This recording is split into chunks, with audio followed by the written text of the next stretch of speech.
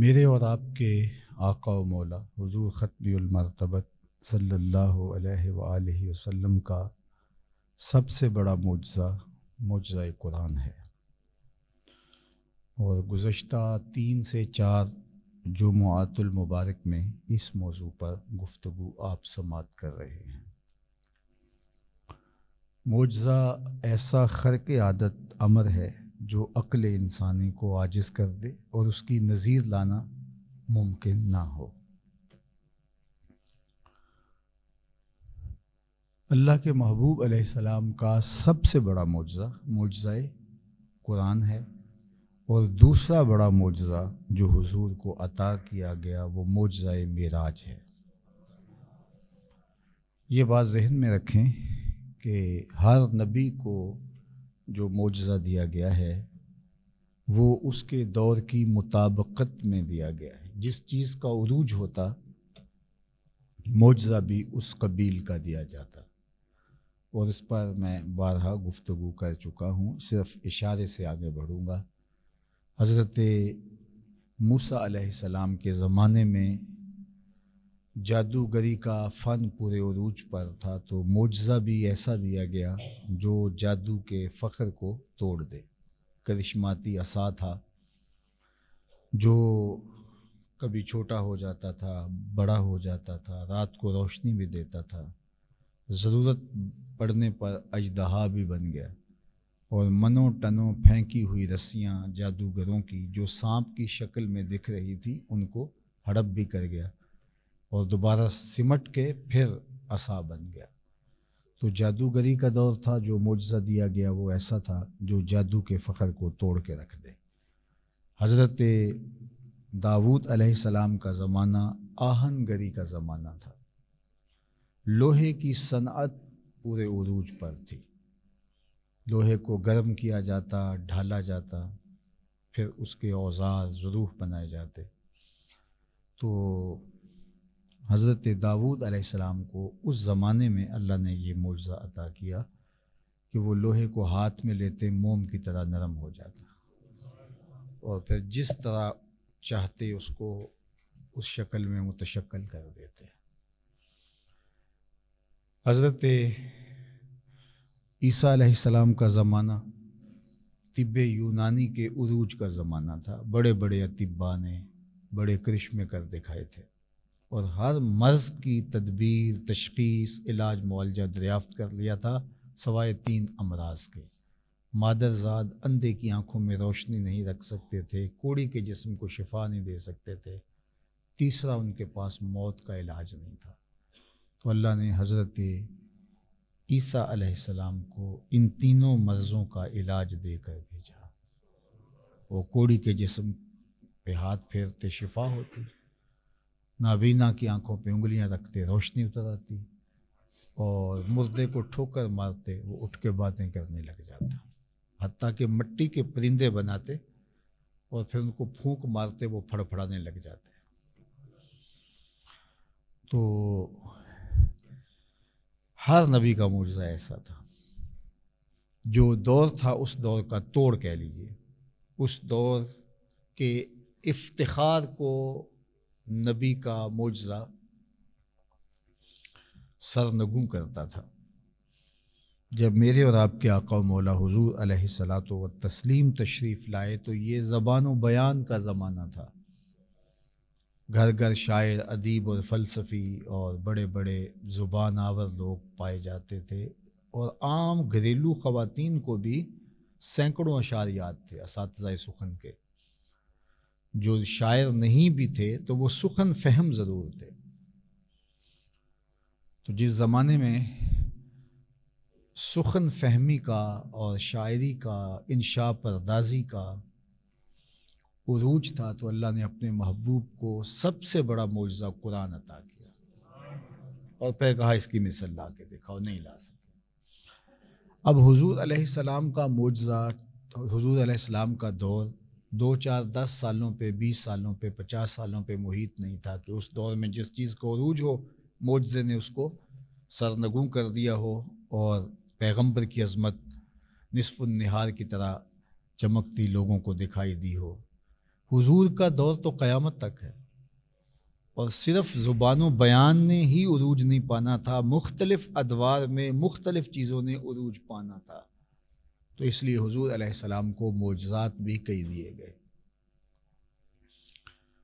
علماء نے جو تعداد لکھی ہے باقاعدہ، کتب اس پر موجود ہیں معجزات النبی پر، وہ 1200 تعداد ہے، لیکن اس کے علاوہ بھی بہت سارے معجزات ہیں جو ضبط تحریر میں نہیں آئے۔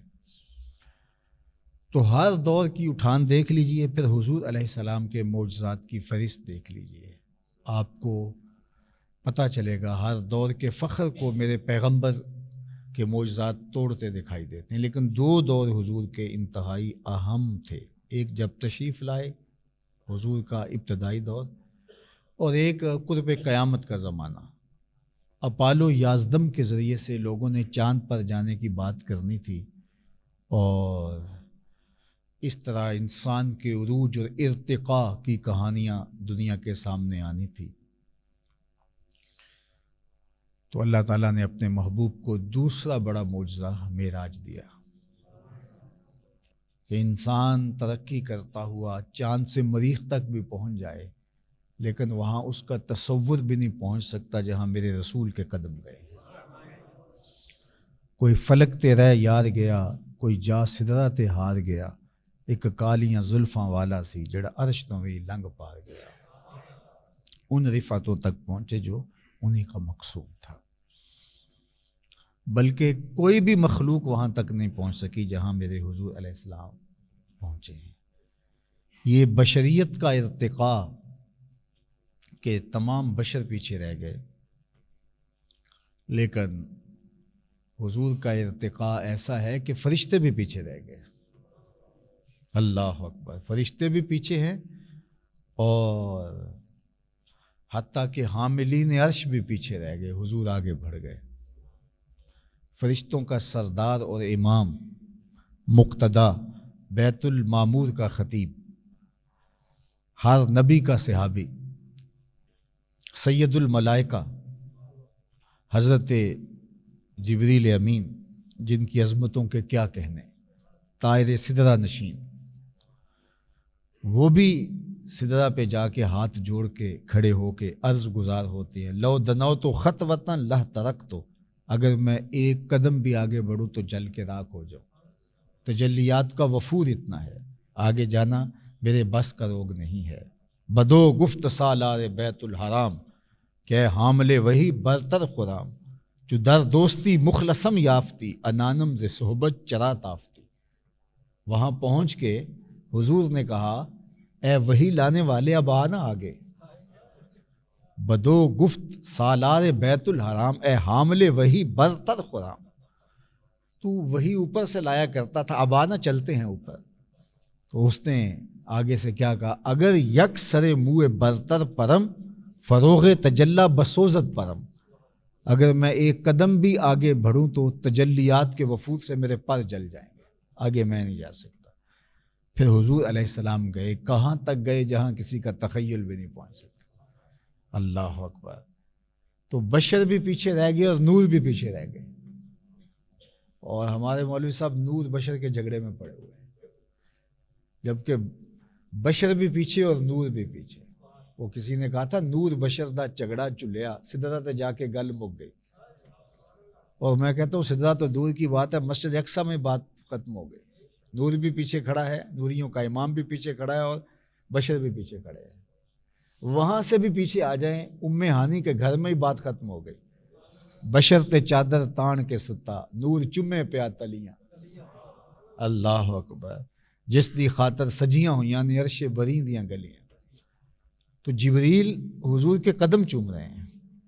اللہ اکبر۔ یا جبریل و قبل قدمہ، جب جبریل حاضر خدمت آئے اللہ کے حکم سے، تو حضور استراحت فرما رہے تھے، سو رہے تھے حضور، اور دروازہ مقفل تھا۔ اب ادب کا تقاضا نہیں تھا کہ دروازے کو دستک دی جاتی، تو کہا کہ چھت سے سوراخ کرو اور جا کے حضور علیہ الصلاۃ والسلام کی خدمت میں حاضری دو۔ اللہ اکبر۔ اب جبریل کے 600 نوری پر ہیں، ایک پر کھولے تو شرق سے غرب تک، شمال سے جنوب تک پھیل جائے، ایک پر اتنا ہے، ایسے 600 دوری پر ہیں۔ تو جس کے 600 اتنے بڑے بڑے پر ہیں اس کا جسم کتنا ہوگا.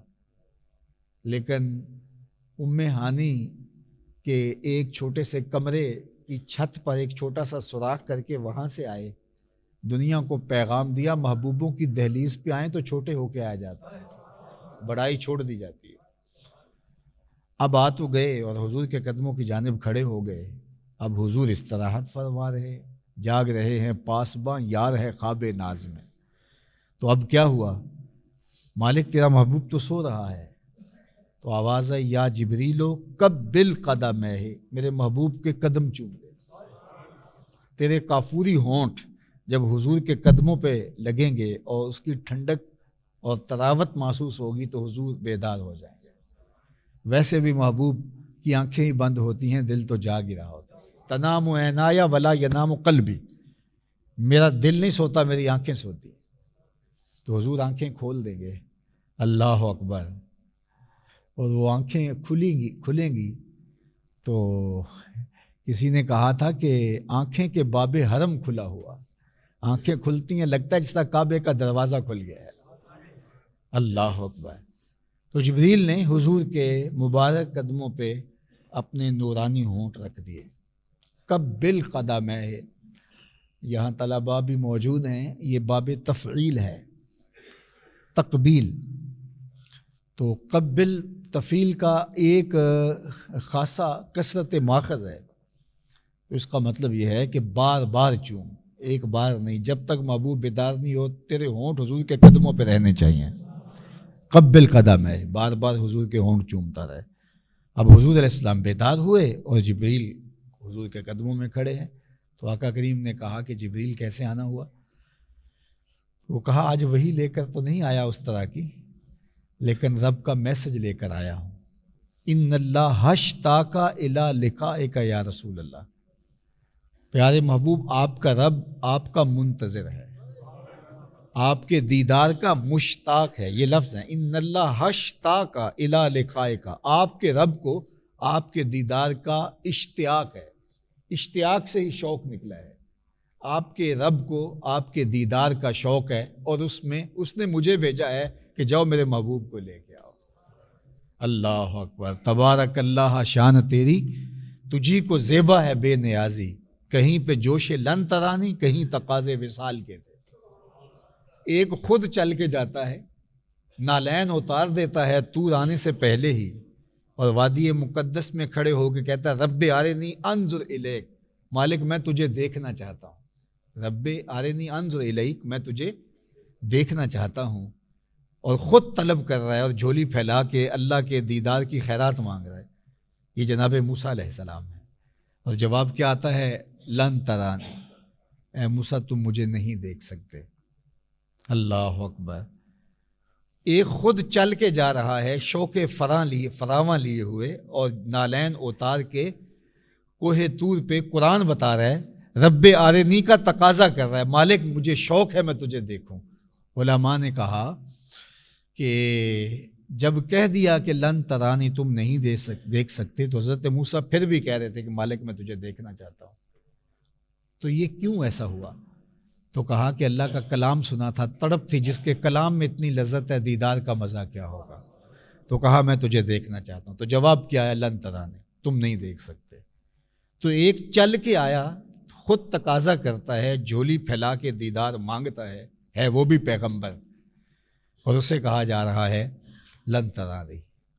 اور ایک سو رہا ہے, اور جبریل کہہ رہا ان اللہ اشتاق الی لقائک یا رسول اللہ, حضور آ جائیے, عرش کی گلیاں سجی ہیں آپ کے لیے.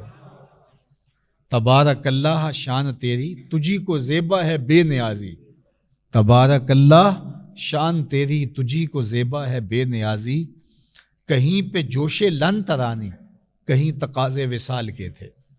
کوئی چل کے آتا ہے تو کہا جاتا ہے کہ نہیں تم نہیں دیکھ سکتے. اللہ اکبر. لیکن حضرت موسیٰ تھے کہ انہوں نے کہا مالک میں تو دیکھنا چاہتا ہوں. پیغمبر بھی تھے اور لاڈلے پیغمبر تھے, اور اللہ تعالیٰ سے کہا کہ مالک میں تو دیکھنا چاہتا ہوں. اچھا دیکھنا چاہتے ہو تو پھر اس طرح کرو, اس پہاڑ کو دیکھو, انظر الی الجبل, اس پہاڑ کو دیکھو, اگر یہ اپنی جگہ پہ کھڑا رہا فسوف ترانی, تو تم مجھے دیکھ لو گے. تو حضرت موسیٰ علیہ السلام نے اس پہاڑ کو دیکھنا شروع کیا، تو اللہ نے اپنی تجلی صفاتی کا پرتو اس پہاڑ پہ ڈالا۔ قرآن میں سارا واقعہ موجود ہے۔ اللہ تعالیٰ نے اس پہاڑ پہ اپنی تجلی ڈالی، پھر کیا ہوا؟ اللہ کی تجلیات کے وفور میں پہاڑ ٹھہر نہ سکا اور طور کو آگ لگ گئی اور پہاڑ جل گیا، اور اس پہاڑ کو جلتے ہوئے دیکھ کر کے اس کے اوپر جو تجلیات الہیہ کا عکس پڑا، اس کا ذل حضرت موسیٰ علیہ السلام کی آنکھ میں آیا اور وہ تاب نہ لا سکے۔ خر موسیٰ صاعقہ، قرآن نے کہا حضرت موسیٰ بے ہوش ہو گئے۔ اللہ اکبر، زمین پہ تشریف فرما ہو گئے اور ایک مدت تک اس کیفیت میں رہے۔ پھر اللہ تعالیٰ جل شانہ کے حکم سے ان کو دوبارہ جو ہے وہ ہوش میں لایا گیا، تو کہا کہ مالک میں توبہ کرتا ہوں، میں رجوع کرتا ہوں تیرے حضور، جو میں نے تقاضا بھی کیا مجھے نہیں کرنا چاہیے تھا، لیکن شوق اتنا تھا کہ تقاضا کیا، اور اللہ تعالیٰ نے تجلی صفاتی، تجلی ذاتی نہیں، میرے جملوں پہ آپ کا غور ہو، تجلی ذاتی نہیں، تجلی صفاتی، تجلی صفاتی ہی بھی نہیں، تجلی صفاتی کا پرتو، عکس، سایہ، ظل پہاڑ پہ ڈالا، اور وہ بھی سوئی کے نکے کے کروڑویں حصے کے برابر، اور پہاڑ پر منعکس ہو کے وہ تجلی پھر حضرت موسیٰ پہ آئی، تو حضرت موسیٰ اس کی بھی تاب نہ لا سکے۔ اللہ اکبر، خر موسیٰ صاعقہ قرآن نے کہا ہے۔ یہ تو منظر ادھر تھا، تجلی صفاتی، میرے ان جملوں پہ غور رہیں، ذہن میں رہیں، تجلی ذاتی نہیں، تجلی صفاتی، اور تجلی صفاتی بھی نہیں، اس کا پرتو، اس کا عکس، اس کا ذل، اس کا سایہ، اور وہ بھی سوئی کے ناکے کے کروڑویں حصے کے برابر، اور وہ بھی ڈائریکٹ حضرت موسیٰ کی آنکھوں میں نہیں، پہاڑ پہ منعکس ہو کر پھر جناب موسیٰ پہ آئی، اور اتنا شوق رکھنے کے باوجود حضرت موسیٰ علیہ السلام اس کی تاب، اور خر موسیٰ صاعقہ قرآن نے کہا نا۔ اب یہ تو ایک پہلو ہے اور یہ قرآن نے بتایا، اور دوسری جانب میرے حضور نے معراج کی شب کھلی آنکھوں سے، تجلی صفاتی نہیں ہے، تجلی ذاتی کو کھلی آنکھوں سے دیکھا، جی بھر کے دیکھا، بار بار دیکھا، 18,000 سالوں کے برابر کا عرصہ اس منظر میں رہے۔ اب وہاں تو خر موسیٰ صاعقہ ہے نا، اور یہاں کیا ہے؟ قرآن پڑھ لیا، سورہ نجم ہے، ما زاغ البصر وما طغى، اللہ نے کہا محبوب نے آنکھ بھی نہیں جھپکی، ما زاغ البصر وما طغى، یعنی نہ تو آنکھ چندھیائی اور نہ حد ادب سے آگے بڑھی۔ ایک ہوتا ہے کہ جو ہے وہ بے باکی سے دیکھنا، وہ بھی نہیں تھا، ادب تھا آنکھ میں، اور دوسرا یہ ہے کہ تجلیوں کے وفود سے آنکھ چندھیا جاتی ہے۔ دوپہر کے وقت سورج کی طرف دیکھیں تو چند سیکنڈ کے بعد آپ کی آنکھوں میں پانی اترنے لگے گا، آپ سورج کو نہیں دیکھ پائیں گے، حالانکہ یہ کتنے پردوں میں ہمارے تک پہنچ رہا ہے، لیکن اس سورج کے عکس کو بھی ہماری آنکھیں نہیں دیکھ سکتی۔ تو وہ جمال خدا کا کیا نور ہوگا۔ تو اللہ فرماتا ہے کہ ایک تو یہ تھا کہ آنکھ چندھیائی نہیں ہے، اور دوسرا یہ ہے کہ حد ادب سے آگے بڑھی بھی نہیں، ما زاغ البصر وما طغى۔ اللہ اکبر۔ اچھا سنیے، نہ حد ادب سے بڑھی اور نہ چندھیائی، یہ کون کہہ رہا ہے؟ اللہ خود کہہ رہا ہے، وہاں بھی اللہ خود کہہ رہا ہے، خر موسیٰ صاعقہ، یہ تاب نہیں لا سکا، اور دیکھو یہ بے ہوشی ہو گئی اور زمین پہ تشریف لے گئے، اور یہاں ہے کہ نہیں آنکھ بھی نہیں جھپ گئی۔ دنیا کے اوپر نظر نظارے کی تعریف کرتی ہے، منظر کی تعریف ناظر کرتا ہے، ہمیشہ ایسا ہوا ہے۔ جب کوئی منظر آپ دیکھتے ہیں تو آپ آ کے بیان کرتے ہیں کیا منظر تھا۔ لوگ شمالی علاقہ جات میں جاتے ہیں، برف پوش وادیاں دیکھتے ہیں، لالا زار، جوئے بار، مرغزار، کوہساروں کا سلسلہ، پھوٹتے جھرنے، بہتی ہوئی ندیاں اور بل کھاتی ہوئی ندیاں، دریا، اور وہ پہاڑی حسن، اگے ہوئے درخت، لٹکتے ہوئے خوشے اور رنگ برنگے پھول۔ انسان بے ساختہ کہتا ہے یار کیا منظر تھا۔ تو ہمیشہ یہی ہوتا ہے کہ ناظر منظر کی تعریف کرتا ہے۔ آپ کہیں جاتے ہیں، کسی کو دیکھتے ہیں، کسی جگہ جاتے ہیں تو آپ کہتے ہیں آ کے جناب کیا منظر تھا، ناظر منظر کی تعریف کرتا ہے، لیکن کائنات کی تاریخ میں پہلی مرتبہ ایسا ہوا کہ اس ناظر نے اس منظر کو دیکھا تو منظر پکار اٹھا، ما زاغ البصر وما طغی، کیسی آنکھ ہے، نہ جھپکتی ہے نہ بہکتی ہے، اللہ اکبر، ما زاغ البصر وما طغی۔ اچھا یہاں ایک بات اور عرض کروں اور اپنے مضمون کو سمیٹنے کی طرف جاؤں، آئندہ جمعۃ المبارک کو بھی انشاءاللہ اس پہ بات کریں گے، اور کل رات نماز عشاء کے بعد مرکز کے اندر بھی معراج النبی کانفرنس ہوں گی، وہاں بھی بات ہوگی۔ تو صرف یہ ایک بات سن لیجئے کہ حضور علیہ الصلاۃ والسلام نے وہ جلوہ جہاں آرا دیکھا، حضرت موسیٰ نے بھی دیکھا، تاب نہ لا سکے اور یہاں آنکھ بھی نہیں جھپکی، نظارہ دونوں نے دیکھا۔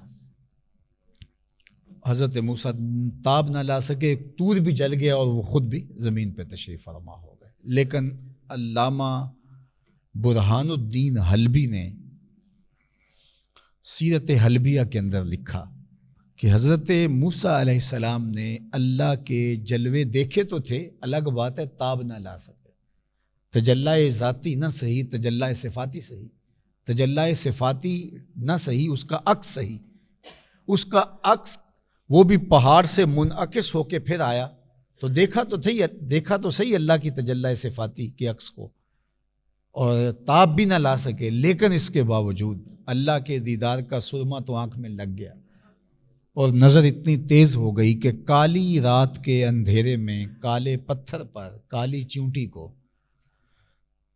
9 فراسخ دور سے، 1 فرسخ 3 میل کا ہوتا ہے، 27 میل دور سے، تقریباً 50 کلومیٹر دور سے، جتنا یہاں سے سیالکوٹ ہے، اتنی دور سے کالی رات کے اندھیرے میں کالے پتھر پر کالے رنگ کی چیونٹی کو چلتا ہوا دیکھتے بھی تھے۔ اللہ کے دیدار کا سرما لگا، اور اللہ کا کلام سننے کی وجہ سے شنوائی اتنی تیز ہو گئی کہ اس چیونٹی کے قدموں کی سرسراہٹ کو سن بھی لیتے تھے۔ کتنی دور سے؟ 9 فرسخ دور سے، 27 میل 50 کلومیٹر کے قریب فاصلے سے چیونٹی کو کالے پتھر پر رات کے اندھیرے میں شب دیجور کی ظلمتوں میں چلتا ہوا دیکھتے بھی تھے، اور اس کے قدموں کی سرسراہٹ سنتے بھی تھے۔ یہ برکت تھی اللہ کے دیدار کا سرما آنکھوں میں لگنے کی وجہ سے، اور اللہ کے کلام کے سننے کی وجہ سے شنوائی اتنی بڑھ گئی۔ اللہ اکبر یار، جس نے اللہ کی تجلی صفاتی کا پرتو پہاڑ پہ پڑتے ہوئے دیکھا اور تاب نہ لا سکا، اس کی نظر کی تیزی کا یہ عالم ہے، اور جو 18 سال کی مدت کے برابر تجلیات ذاتیہ میں گم رہا اور آنکھ جھپکی بھی نہیں، اس محمد عربی کی نگاہوں کا عالم کیا ہو۔ اسی لیے میرے حضور نے فرمایا، یہ بخاری کی روایت ہے، انی ارا ما لا ترون واسمع ما لا تسمعون، جو میں دیکھتا ہوں تم نہیں دیکھتے، اور جو میں سنتا ہوں وہ تم نہیں سنتے۔ اللہ اکبر، جو میں دیکھتا ہوں وہ تم نہیں دیکھتے، اور جو میں سنتا ہوں وہ تم نہیں سنتے۔ تو جو سماعت اللہ کے محبوب کی ہے، اللہ اکبر۔ میرے والد گرامی رحمۃ اللہ تعالی علیہ فرمایا کرتے تھے، ترمذی کی روایت ہے، کہ جب بند کمرے میں میاں بیوی آپس میں الجھ پڑتے ہیں، ہو جاتا ہے، اور خاتون شوہر کو تانا دیتی ہے کہ جب سے تیرے گھر میں آئی ہوں مجھے تو چین ہی نہیں ملا، اور وہ مسکین شخص جو ہے وہ اس کو مطمئن کرنے کی کوشش میں لگا رہتا ہے، تو اس مرد صالح کی بننے والی بیوی حور جنت سے اس منظر کو دیکھتی ہے اور سنتی بھی ہے اور جواب بھی دیتی ہے۔ حدیث میں اس کا جواب مذکور ہے، اور وہ کیا کہتی ہے؟ قاتلک اللہ، تیری خرابی ہو، کیوں اس کو ستا رہی ہے، یہ تو میرا شوہر ہے۔ یہ کون کہتی ہے؟ حور۔ کہاں سے کہتی ہے؟ جنت سے۔ اور جنت کہاں ہے؟ 7 آسمانوں سے آگے سدرہ کے آس پاس۔ 500 سال تک تازی گھوڑا سرپٹ دوڑے تو پہلے آسمان تک پہنچے، پھر اتنی موٹائی، پھر 2 آسمانوں کے درمیان فاصلہ، پھر موٹائی، پھر فاصلہ، اور پھر کہیں جا کے جنت، اور جنت میں لگا ہوا خیمہ، خیمے میں بیٹھی ہوئی حور وہاں سے دیکھتی بھی ہے ان کی لڑائی کی آواز کو سنتی بھی ہے اور جواب بھی دیتی ہے۔ اور حور کون ہے؟ میرے نبی کے غلام کی بننے والی بیوی ہے۔ جب میرے نبی کے غلام کی جو خادمہ ہے اس کی سماعتوں کا عالم یہ ہے کہ وہ وہاں سے دیکھتی ہے، مدینہ تو دور ہی نہیں۔ انی ارا ما لا ترون واسمع ما لا تسمعون، جو میں دیکھتا ہوں وہ تم، اور جو میں سنتا ہوں وہ تم نہیں سنتے۔ صحیح حدیث ہے، صحیح حدیث، حضور علیہ السلام تشریف فرما تھے، نماز استسقاء پڑھانے لگے۔ جب بارش نہ ہو رہی ہو تو اس وقت جو نماز بارش کی دعا کے لیے پڑھی جاتی ہے اس کو صلاۃ الاستسقاء کہتے ہیں، بارش طلب کرنے کی نماز۔ تو حضور نماز استسقاء پڑھانے لگے تو حضور ہاتھ آگے بڑھا لیا، بخاری کی روایت ہے، باقی کتب حدیث میں ہاتھ آگے بڑھا لیا، پھر حضور نے ہاتھ پیچھے کھینچ لیا۔ تو چونکہ الگ سے نماز تھی تو بعد میں صحابہ نے پوچھا کہ حضور یہ کوئی نماز کا حصہ ہے یوں ہاتھ آگے بڑھانا اور ہاتھ پیچھے کرنا؟ فرمایا نہیں ایسا نہیں ہے۔ تو پھر آپ نے کیوں کیا؟ کہا وہ اصل جنت میں کھجوروں کا ایک خوشہ لٹک رہا تھا اور میں تمہارے لیے توڑنے لگا تھا، اور اگر میں توڑ لیتا تم قیامت تک کھاتے رہتے، ختم نہ ہوتا۔ پھر میں نے نہیں توڑا، میں نے کہا چلو قیامت کے دن سے۔ کھڑے کہاں ہیں حضور؟ مدینہ المنورہ میں۔ ہاتھ کہاں پہنچا؟ جنت میں، اور جنت کی کھجور پر لٹکتے ہوئے خوشے تک۔ اللہ اکبر۔ اور جنت کی جو کھجوروں کا قد ہے وہ 500 سال کی اونچائی ہے۔ اللہ اکبر۔ وہاں لٹکتے ہوئے خوشے تک مدینے میں کھڑے ہو کے حضور کا ہاتھ پہنچا۔ حضور نے پھر کھینچ لیا کہ نہیں، کل قیامت کو ہی صحیح۔ اللہ اکبر۔ میں اور آپ، میں ہاتھ اٹھائیں تو اس گلوب تک ہاتھ نہیں پہنچتا، اگر میرا پہنچتا تو ضرور لگا لیتا۔ جو اس گلوب کی شکل مدینہ المنورہ مسجد نبوی کے اندر لگے ہوئے گلوبوں سے ملی ہوئی ہے، اس کی شکل تو جڑی ہوئی ہے نا، تو میں چلو اس کو چھو لیتا، لیکن میرا ہاتھ یہاں تک نہیں پہنچتا، میرا ہاتھ 3 فٹ جاتا ہے، لیکن نظر میری پہنچ رہی ہے، نظر تو اس فانوس پر بھی پہنچ رہی ہے، نظر تو آسمان کے ستاروں اور سورج اور چاند تک بھی پہنچ رہی ہے، تیسرے آسمان کے ٹمٹماتے ستارے بھی دیکھ لیتا ہوں، تو میرا ہاتھ 3 فٹ تک جاتا ہے، نظر تیسرے آسمان تک جاتی ہے۔ اور جس کا ہاتھ سدرہ تک جاتا ہے اور جنت تک جاتا ہے، اس کی نگاہیں کہاں تک جاتی ہیں؟ انی ارا ما لا ترون واسمع ما لا تسمعون، جو میں جانتا ہوں، میں دیکھتا ہوں وہ تم نہیں دیکھتے، اور جو میں سنتا ہوں وہ تم نہیں سنتے۔ تو کہا کہ حضور کی نگاہوں کی تیزی کا عالم کیا ہوگا؟ یہ تو حضرت موسیٰ کی نگاہوں کی تیزی ہے کہ وہ 9 فراسخ دور سے دیکھ لیتے۔ یہ کبھی بھی پیغمبروں کے حواس کو اپنے حواس پہ قیاس نہیں کرنا چاہیے۔ کوئی کہے یہ تو امام حلوی نے لکھا ہے، چلو قرآن پڑھ لیتے ہیں، قرآن پڑھ لیتے ہیں۔ حضرت سلیمان کا لشکر آ رہا ہے اور چیونٹی نے 3 فرسخ دور سے، 9 میل دور سے، کوئی 15-16 کلومیٹر دور سے، جتنا یہاں سے وزیر آباد لگا لیجیے، اتنی دور سے چیونٹی نے اپنی ہم جولیوں سے کہا جلدی جلدی بلوں میں داخل ہو جاؤ، اللہ کے نبی کا لشکر تمہیں کہیں کچل نہ ڈالے۔ تو اس لیے کہ ان کی توجہ نہیں ہوگی، وہ اپنے ہدف کی طرف بڑھ رہے ہوگے، نیچے آ کے تم ماری جاؤ گی، کچلی جاؤ گی، جلدی جلدی بلوں میں داخل ہو جاؤ۔ تو یہ بات چیونٹی نے اپنی ہم جولیوں سے کی، حضرت سلیمان 16 کلومیٹر 15 کلومیٹر دور سے، فَتَبَسَّمَ ضَاحِكًا مِّن قَوْلِهَا، قرآن نے کہا تو حضرت سلیمان چیونٹی کی اس بات کو سن کے مسکرانے لگے۔ حالانکہ یہ تیوریات کے ماہرین کہتے ہیں چیونٹی کے منہ میں زبان نہیں ہوتی۔ چیونٹی آپ نے دیکھی کتنی ہوتی ہے، کیا زبان ہوگی، کیا اس کے دانت ہوں گے، تو چیونٹی کے منہ میں زبان نہیں ہوتی، تو پھر بات کیسے کرتی ہے؟ اس کے 3 حصے ہوتے ہیں بدن کے، اور جو سر والا حصہ ہوتا ہے اس کے ساتھ باریک سے 2 ریشے ہوتے ہیں، مہین سے 2 بال ہوتے ہیں، اور جب اس نے بات کرنی ہوتی ہے ان بالوں کو آپس میں ملا کے ٹکراتی ہے، تو وہ ٹکر سے جو آواز پیدا ہوتی ہے اس سے وہ میسج کنوے کرتی ہے۔